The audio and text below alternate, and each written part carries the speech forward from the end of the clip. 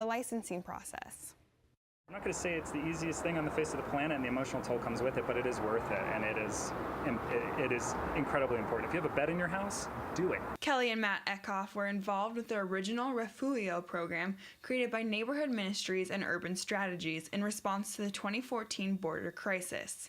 They gave unaccompanied minors homes to live in while waiting to be reunited with their families. After a year, the grant ran out and stopped the program, but is being revamped this year. The Eckhoffs are unable to participate, but encourage anyone who can to do it. We have no regrets, not one. So I would absolutely encourage people to do it. The couple has seen the emotional toll on children who are taken from their parents and are saddened by the separation of families at the border. The trauma that is being pressed upon these children and families is incredibly profound and has effects beyond behavioral. In May, the American Academy of Pediatrics released a report saying the separation of children from their parents creates toxic stress that can carry lifelong consequences. The Eckhoffs believe putting these children in foster homes could help alleviate some stress. Nothing will erase that, but I think coming and knowing that you have a family that loves you, that will sit and rub your back at night if you're crying for mom, that makes a huge difference. Refugio is scheduled to begin in the fall of 2018, and anyone who is interested can apply on the Neighborhood Ministries website. Emily Richardson, Cronkite News. An unlicensed facility in Phoenix will no longer house migrant children. The contractor has ended a lease on a building where kids were being held while waiting to be reunited with family members.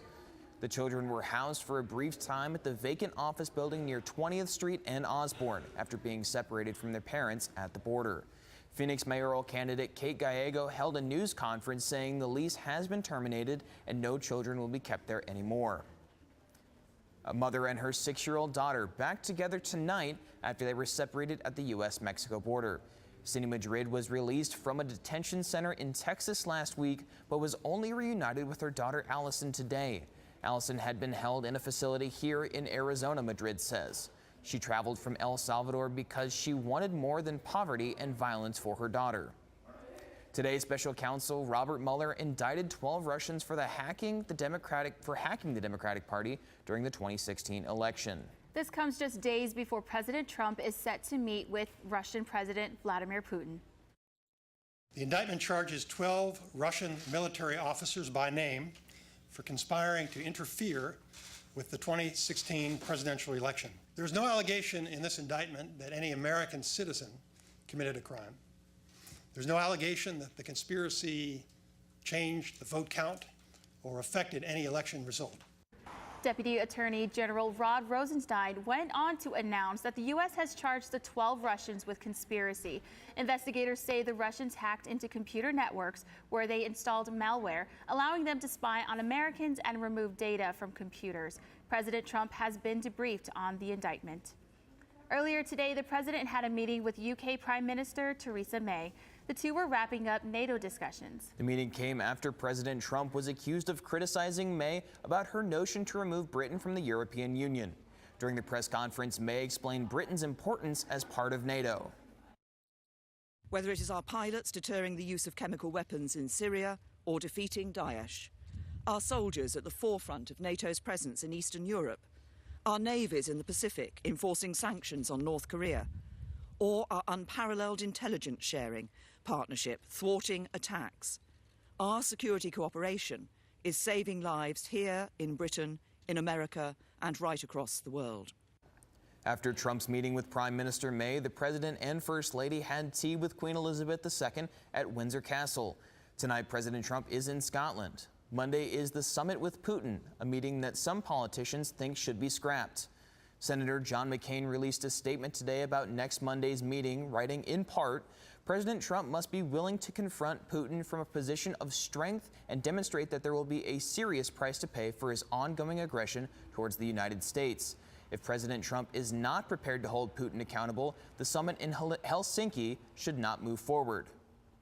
Saturday marks the one-year anniversary of Senator John McCain's cancer diagnosis. The 6-term senator and Vietnam War hero has not been seen in months. He's been staying at a family home near Sedona as he battles glioblastoma.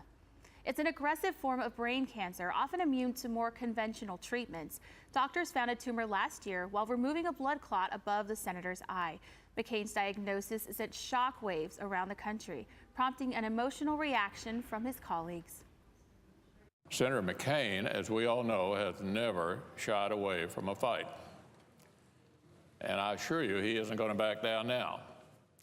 I know the senator from Arizona will confront this challenge with the same extraordinary courage that has characterized his entire life. He's one of my dear friends. He's a dear friend to many in this body.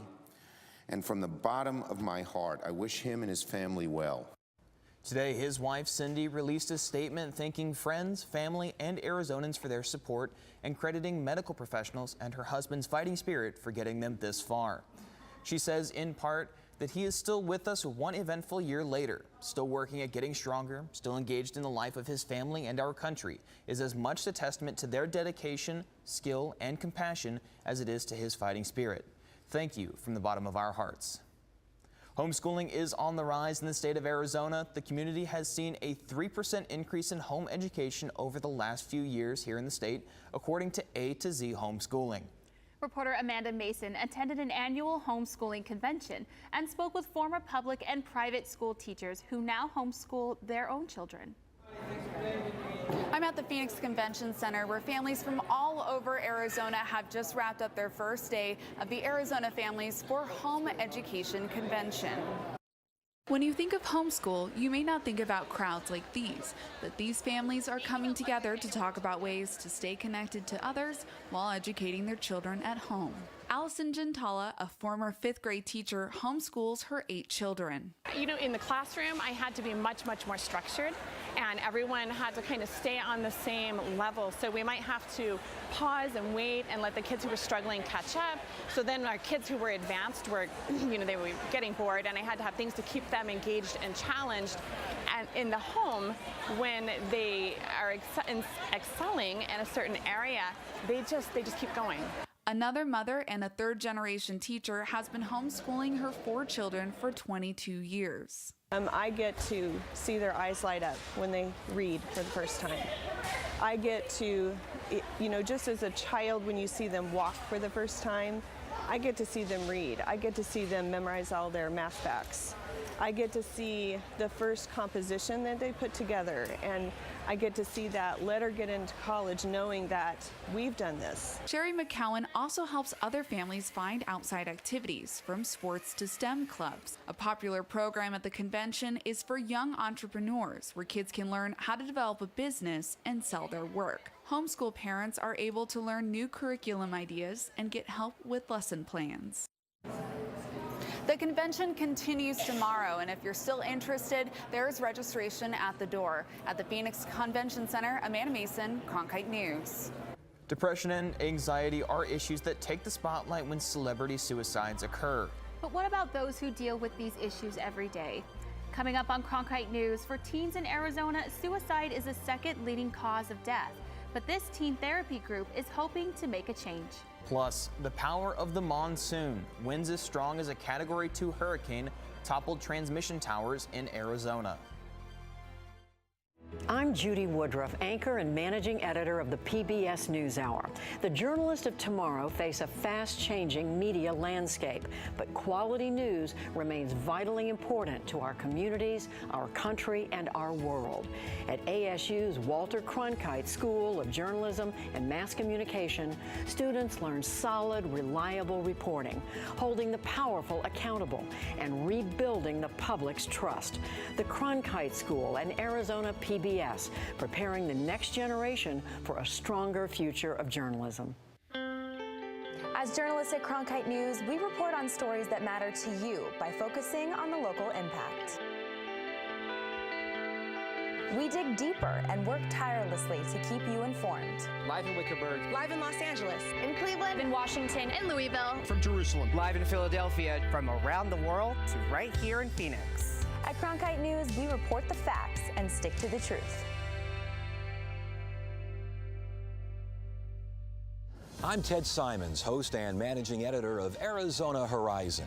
The 2018 election season has arrived. Join us for primary and general election debates.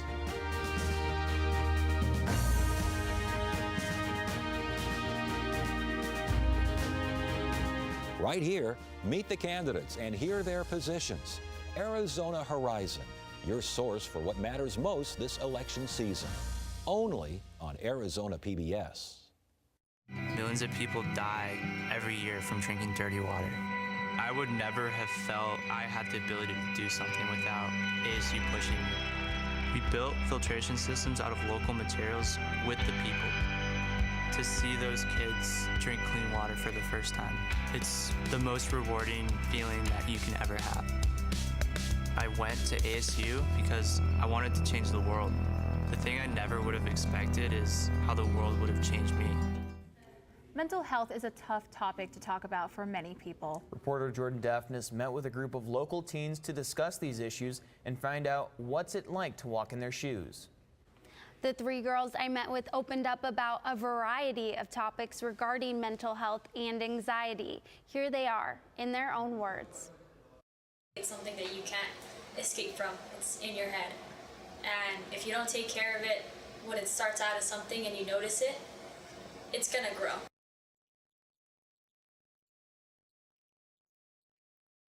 My heart starts beating really, really fast. Like I can hear it, and then I can just feel like I'm gonna start crying. And something really weird is this area right here gets very tingly on my hand. My heart doesn't start getting faster, it gets slower. And the whole world just kind of starts to slow down, and I freeze, and it's like I'm moving too fast. I hyperventilate a lot, and I feel it in my fingertips and my toes. I start to lose feelings in them. They go numb.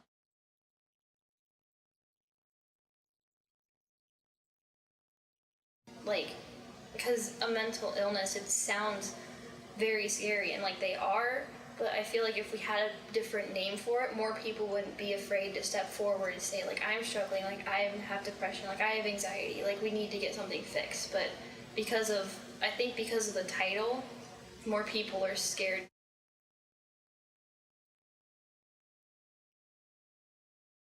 It's not the outside life that you need to change. It's not the things around you, it's in here. So get help, because it's worth it. It's not something you can do by yourself. It's not a secret you can hold. No. You need support. The simplest call of a friend and just talking to somebody, and it's going to be so hard for you to do, but once you get that one call over with, you feel so much better. The thing to remember is you're not alone. I mean, we're not alone. We now have each other, and you're stronger. You're so much stronger than you think you are. The kids now should know it's okay.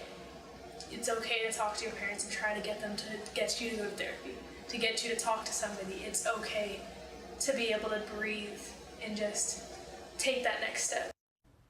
If you or someone you know is interested in learning more about the therapy group these girls attend, you can find more information by visiting awakenandenhance.com. In the broadcast center, Jordan Daphnis, Cronkite News. We are currently finishing up the first big week of storms for monsoon 2018. The rain, wind, and dust have temporarily ceased, but the cleanup is still going. Coming up next, a mangled mess of metal, how a massive storm bent these towers in half. A chance of rain for the high country this weekend. I'll have all the details coming up in a full 7-day forecast.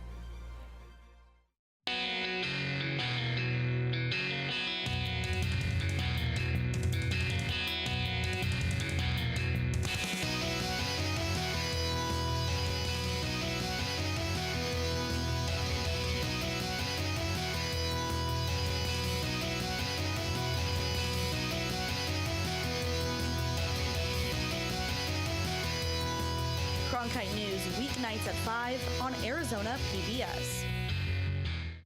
I'm Matt Berry, ESPN Sports Center anchor and graduate of ASU's Walter Cronkite School of Journalism and Mass Communication. With its bachelor's and master's degrees in sports journalism, the Cronkite School is preparing the next generation of sports journalists to tell stories that matter, stories that excite, inspire, and inform. Cronkite immerses students in covering sports at all levels in one of the country's top sports markets. It's this hands-on experience under the guidance of award-winning sports media veterans that shape the top journalists of tomorrow. By by the year 2050, there will be more plastic in the ocean than fish. Before Professor Halden, I had an insane amount of passion, but I almost felt helpless because I didn't know how to use it. Professor Halden gave me a chance to make a difference. Being at a place like ASU allows you to take these big leaps. Ultimately, the biggest problems in the world cannot be solved alone.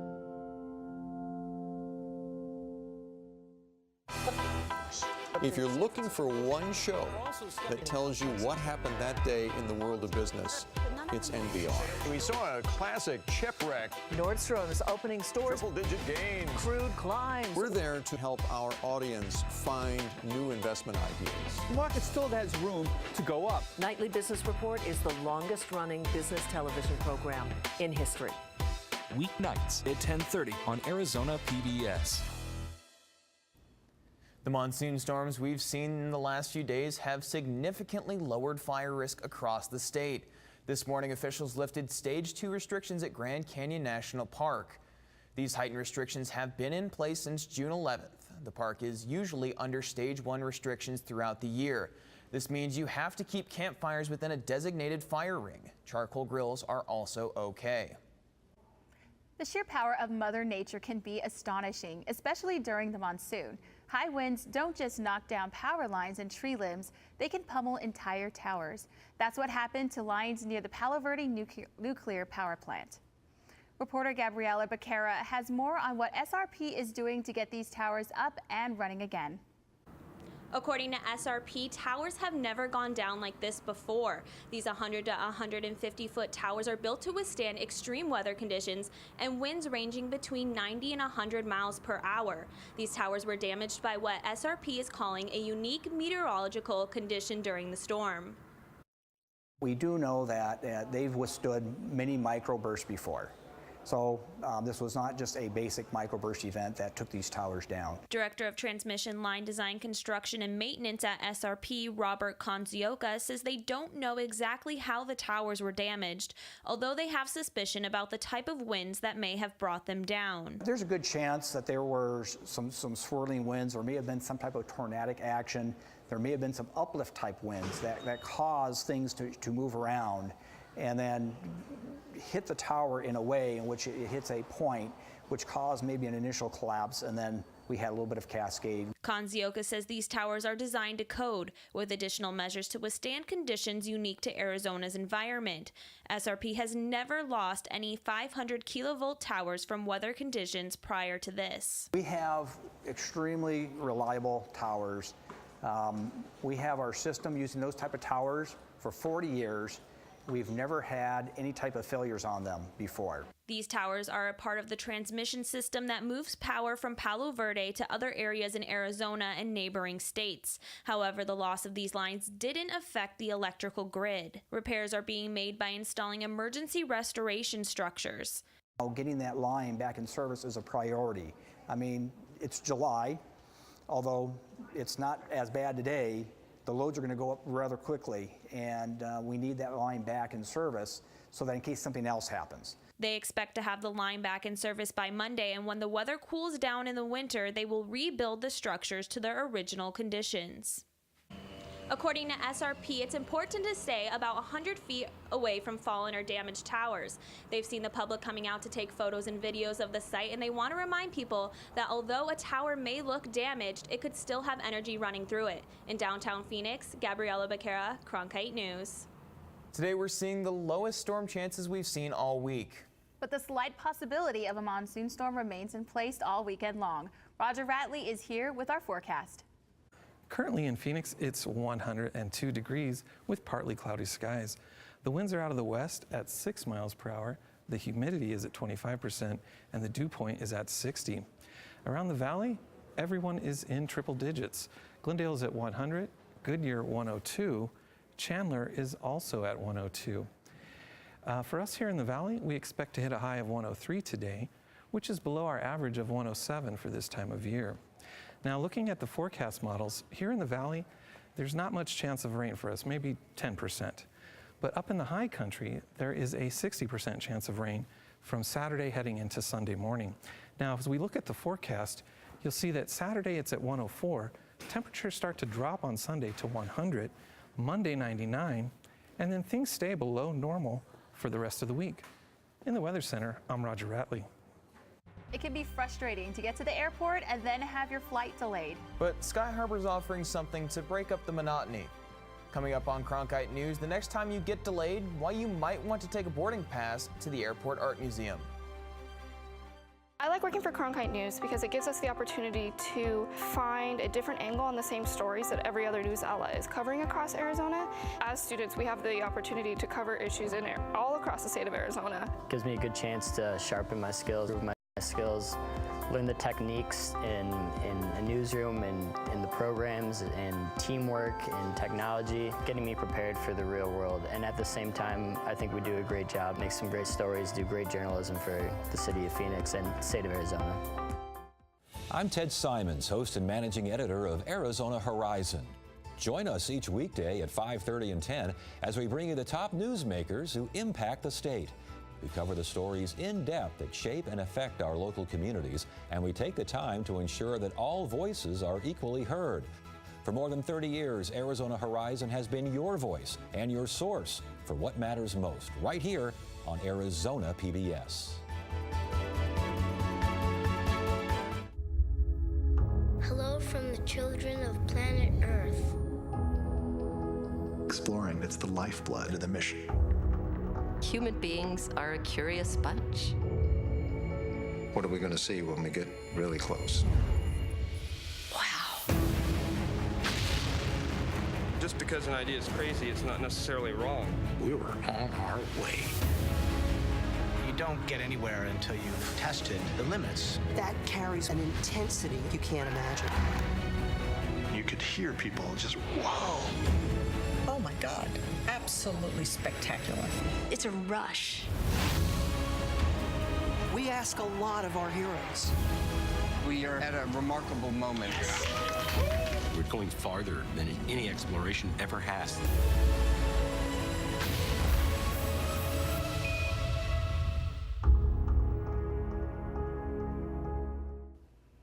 Passengers who are out of patience, delayed flights, and long security lines. But if you need a moment of zen, the next time you're at Sky Harbor, seek out some painting and photography.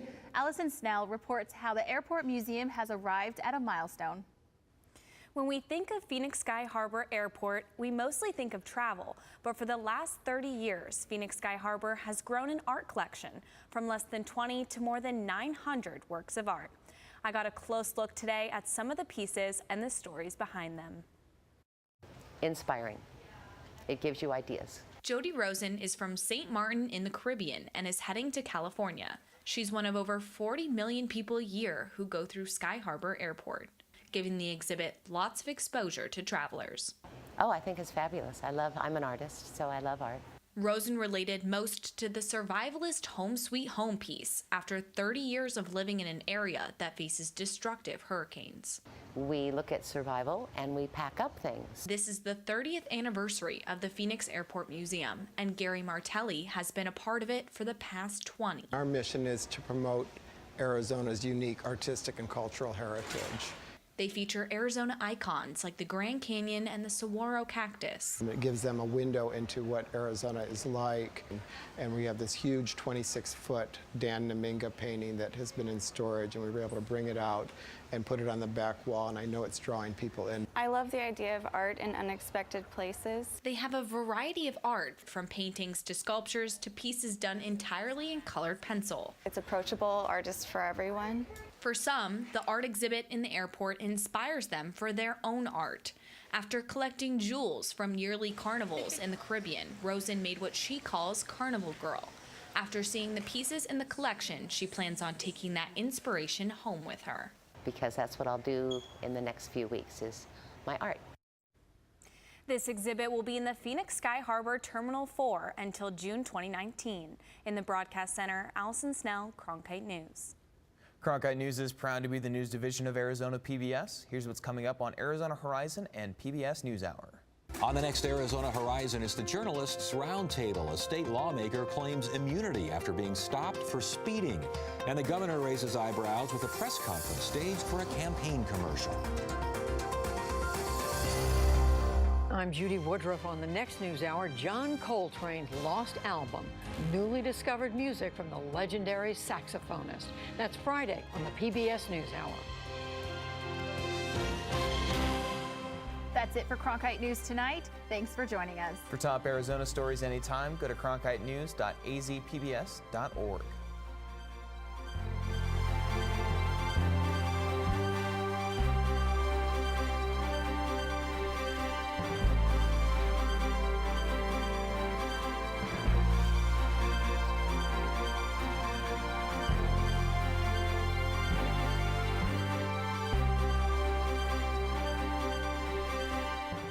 Support for Arizona PBS comes from viewers like you and from Friendship Village Tempe, a retirement community for over 30 years, offers independent living with residency options, lifelong learning classes, as well as continuing care.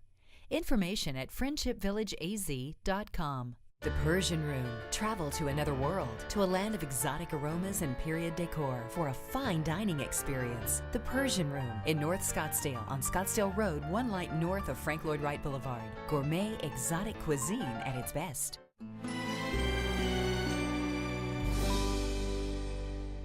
Hi, I'm Alberto Rios. This week on Books and Company, Tom Papa talking about his latest book, Your Dad Stole My Rake, and Other Family Dilemmas. I want to be able to see, feel, laugh, be moved by just the words, similar to just standing at the mic. tonight at 7:30 on Arizona PBS. Explore new ideas and new worlds here on Arizona PBS, a community service of Arizona State University.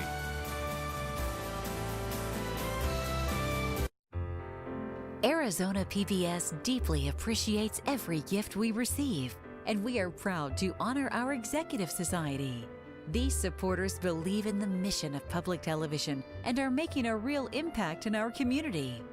If you would like to join the Executive Society, please call the number below or log on to azpbs.org to join. Thank you.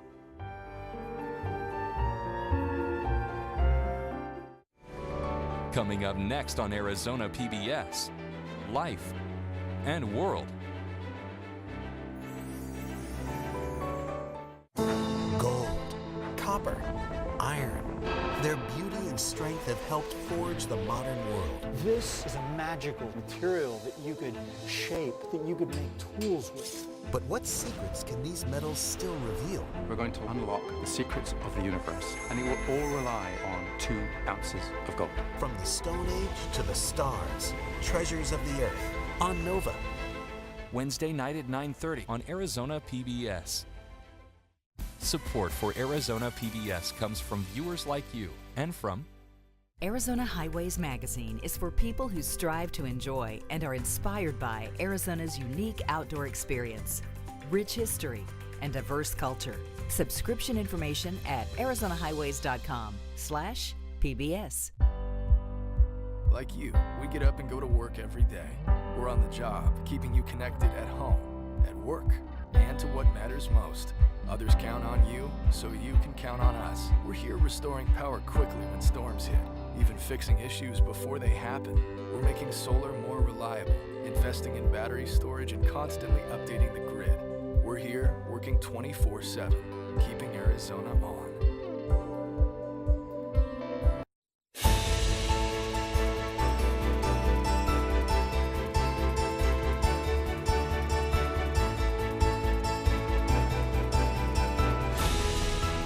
Coming up next on Arizona Horizon's Journalists Roundtable, a state lawmaker pronounces himself above the law after being pulled over for speeding.